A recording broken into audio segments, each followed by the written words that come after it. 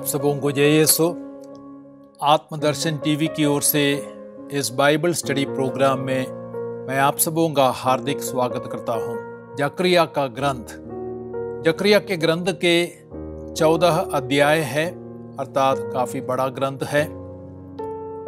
और जकरिया के ग्रंथ के अध्ययन के समय मैं 7 मुख्य बिंदुओं पर प्रकाश डालना चाहता हूं।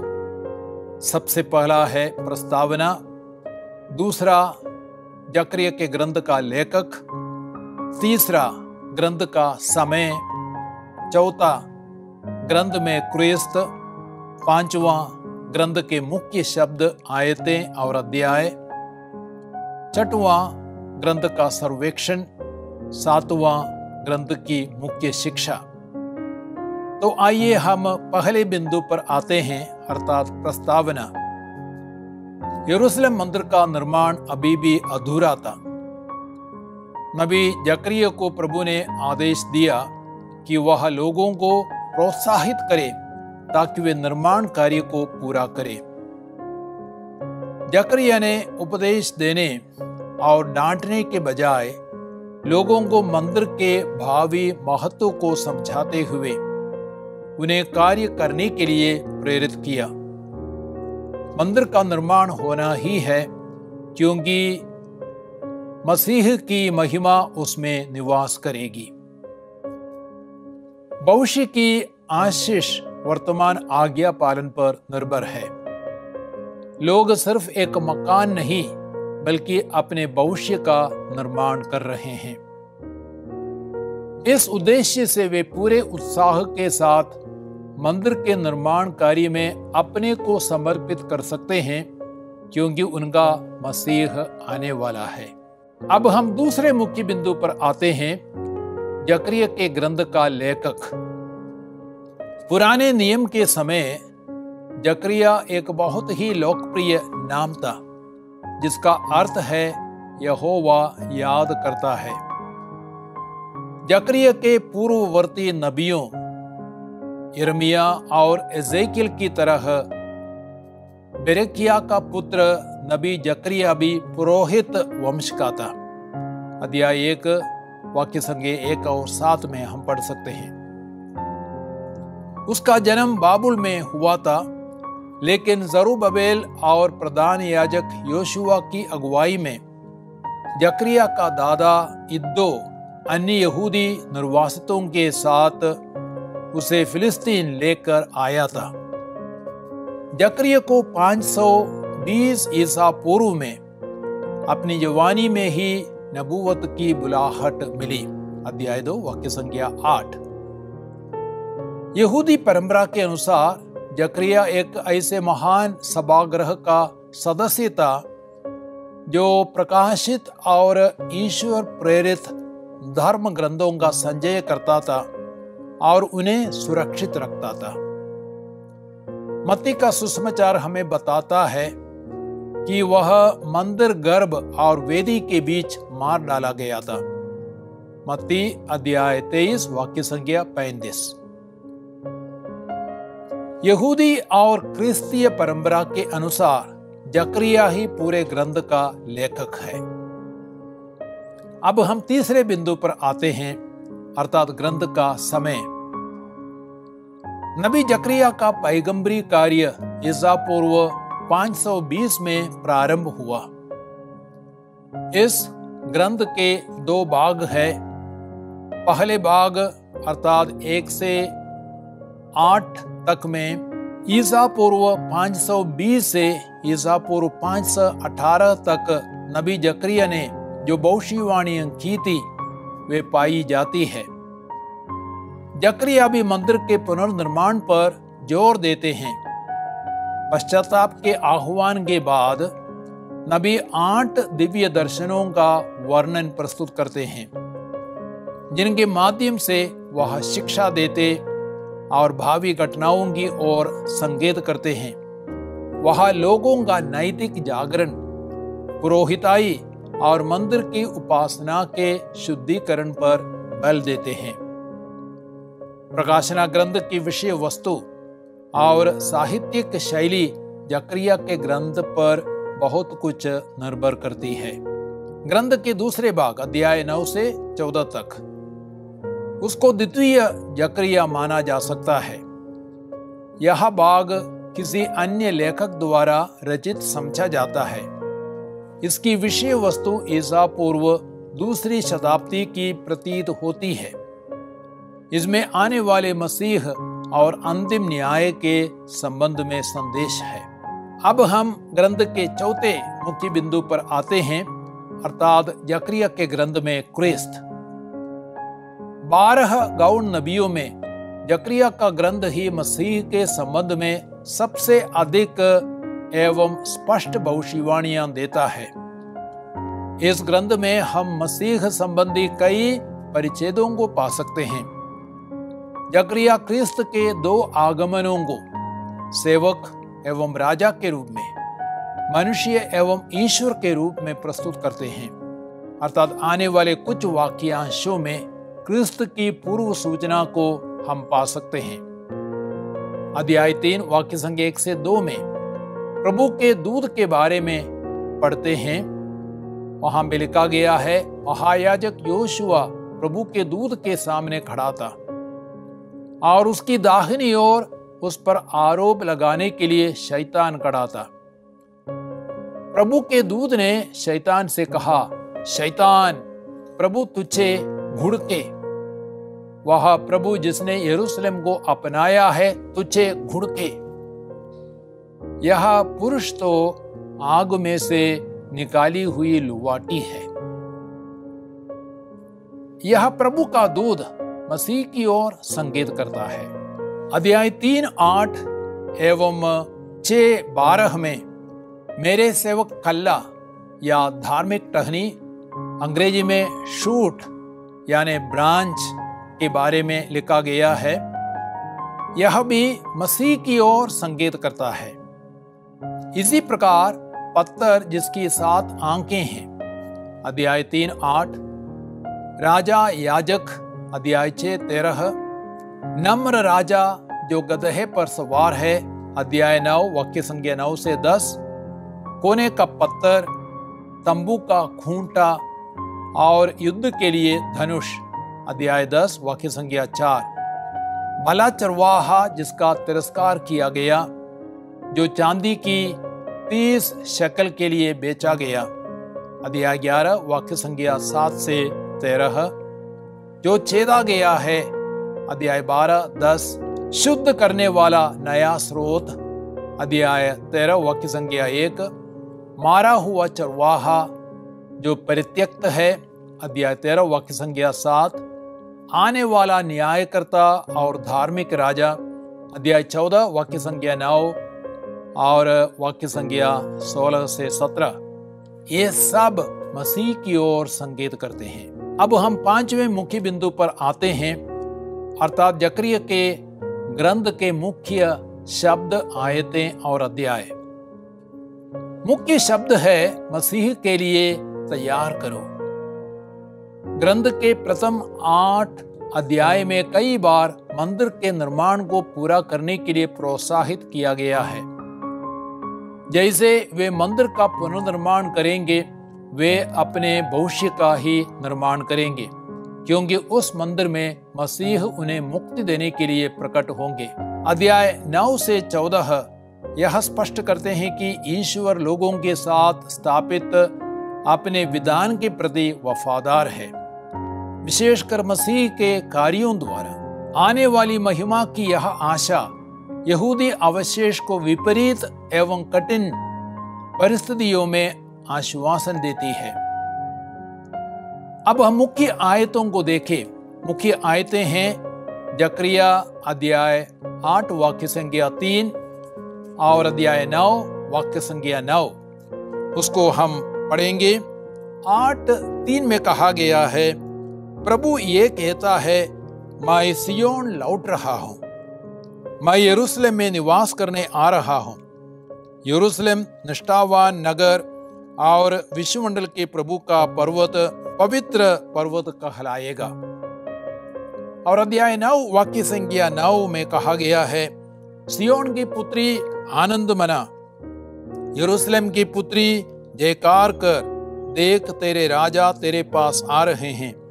वह न्यायी और विजयी है, वह विनम्र है, वह गदहे पर, बछड़े पर, गदही के बच्चे पर सवार है। अब हम देखते हैं मुख्य अध्याय। मुख्य अध्याय है जकरिया अध्याय 14।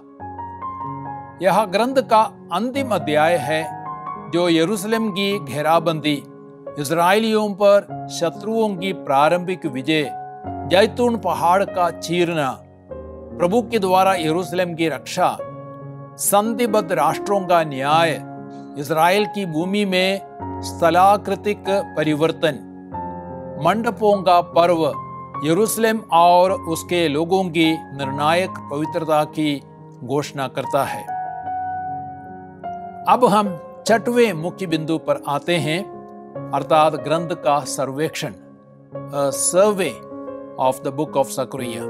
सकरिया इजराइलियों को ईश्वर की भावी योजनाओं को दिखाने के लिए अपने ग्रंथ में 8 दर्शनों, 4 संदेश और 2 उपदेशों का उपयोग करता है।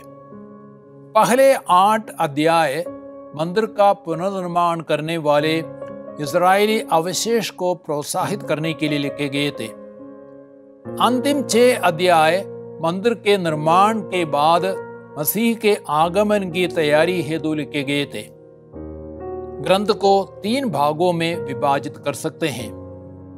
पहला भाग 8 दर्शन, अध्याय 1 से 6 तक। ग्रंथ के प्रारंभ में लोगों से पश्चाताप करने और प्रभु के पास लौटने का आह्वान किया गया है। कुछ महीने बाद जकरिया को एक ही रात को, अर्थात 15 फरवरी 519 ईसा पूर्व, एक के बाद एक ऐसे 8 दर्शन मिलते हैं। स्वर्गदूत जो उसे बात करता है, दर्शन की व्याख्या देता है। प्रथम 8 दर्शन सांत्वना देने वाले हैं और अंतिम 3 दर्शन न्याय और दंड से संबंधित है। पहला दृश्य, मेहंदी झाड़ियों की घाटी में एक घुड़सवार, जिसका अर्थ है ईश्वर यरूशलेम उसके लोगों का पुनर्निर्माण करेंगे। अध्याय 1 7 से 17 तक। दूसरा दृश्य, 4 सींग और 4 लोहार, उसका अर्थ है इजराइल को सताने वालों को दंड दिया जाएगा। अध्याय 1 18 से 21 तक। तीसरा दृश्य, नापने की डोरी लिए एक मनुष्य, उसका अर्थ है ईश्वर यरूशलेम को सुरक्षा और महिमा प्रदान करेंगे। अध्याय 2 वाक्य संज्ञा 1 से 13 तक। चौथा दृश्य, महायाजक योशुआ का शुद्धिकरण, उसका अर्थ है आने वाला कल्ला या धार्मिक टहनी द्वारा इजराइल का शुद्धिकरण और पुनरुद्धार। अध्याय 3 वाक्य संख्या 1 से 10। पांचवां दृश्य, सोने का दीप वृक्ष और जैतून का वृक्ष, जिसका अर्थ है ईश्वर का आत्मा सुरुबबेल और योशुआ को सामर्थ्य दे रहा है। अध्याय 4 वाक्य संख्या 1 से 14। छठवां दृश्य, उड़ता खरा अर्थात स्क्रॉल, इसका अर्थ है व्यक्तिगत पाप दंडित किया जाएगा। अध्याय 5 वाक्य संख्या 1 से 4। सातवां दृश्य, पैमाने में स्त्री, जिसका अर्थ है देश भर के अधर्म मिटाए जाएंगे। अध्याय 5 से 11। आठवां दृश्य, 4 रथ, जिसका अर्थ है ईश्वर का दंड राष्ट्रों पर उतर आएगा। अध्याय 6 वाक्य संख्या 1 से 8। अंत में योशुआ को मुकुट पहनाना आने वाला कल्ला या धार्मिक टहनी के आगमन का पूर्वानुमान करता है। वह कल्ला राजा और पुरोहित होंगे। अब हम दूसरे भाग में आते हैं, अर्थात 4 संदेश, अध्याय 7 से 8 तक।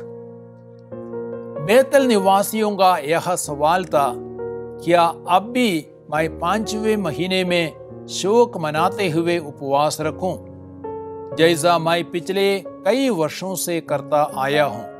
अध्याय 7 वाक्य संख्या 1 से 3। उत्तर में प्रभु ने जकरिया को 4 संदेश दिए। पहला, प्रभु ने निरर्थक एवं खोखले अनुष्ठान की निंदा की।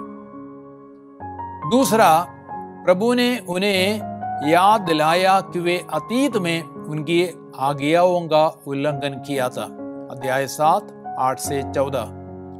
तीसरा, प्रभु यरूशलेम के पुनरुद्धार एवं उसे सांत्वना का संदेश देते हैं। अध्याय 8 वाक्य संख्या 1 से 17। चौथा, यरूशलेम सब राष्ट्रों के लिए आनंद एवं हर्षोल्लास का कारण बनेगा, क्योंकि प्रभु उस नगर में निवास करेगा। अध्याय 8 वाक्य संख्या 18 से 23। अब हम तीसरे भाग में आते हैं, मसीह के आगमन की तैयारी। अध्याय 9 से 14 तक। इसमें 2 देववाणियां अर्थात ऑरेकल्स है। पहली देववाणी मसीह का पहले आगमन और इस्राएल का प्रत्युत्तर। अध्याय 9 से 11 तक। इस्राएल का प्रत्युत्तर यह था कि उन्होंने मसीह का तिरस्कार किया। सिकंदर महान आएगा और इस्राएल के पड़ोसी राष्ट्रों को अपने अधीन करेगा, लेकिन यरूशलेम को छोड़ देगा। अध्याय 9 वाक्य संख्या 1 से 8 तक। यरूशलेम आने वाले मसीह के लिए सुरक्षित रहेगा। अध्याय 9 वाक्य संख्या 9 से 10 तक। इस्राएल यूनानियों के विरुद्ध मकाबियों की अगुवाई में विजयी होगा। अध्याय 9 वाक्य संख्या 11 से 17 तक। हालांकि इस्राएल बाद में बिखर जाएंगे, मसीह उन्हें आशीष देंगे और उन्हें वापस लाएंगे। इस्राएल अपने चरवाहे एवं राजा को तिरस्कार करेंगे और झूठे चरवाहों द्वारा बहकाए जाएंगे। अध्याय 11 वाक्य संख्या 4 से 17 तक। दूसरी देववाणी मसीह का दूसरा आगमन और इस्राएल के राजा का स्वागत। अध्याय 12 से 14 तक। राष्ट्र यरूशलेम पर आक्रमण करेंगे, लेकिन मसीह अपने लोगों को मुक्त करेंगे। अध्याय 12। वे अशुद्धता एवं झूठ से शुद्ध किए जाएंगे। अध्याय 13। मसीह शक्ति और सामर्थ्य के साथ आएगा, राष्ट्रों का न्याय करेगा और यरूशलेम में सारी पृथ्वी पर शासन करेगा। अध्याय 14। अब हम अंतिम मुख्य बिंदु पर आते हैं, अर्थात जकरिया के ग्रंथ की मुख्य शिक्षा। यह हमारे लिए महत्वपूर्ण है। पहली शिक्षा यह है, ईश्वर अपनी प्रतिज्ञाओं के प्रति वफादार है। मनुष्य अक्सर अपने विश्वास, काम और कर्तव्यों के प्रति और विवाह के प्रति बेवफाई करता है, लेकिन ईश्वर हमेशा वफादार है।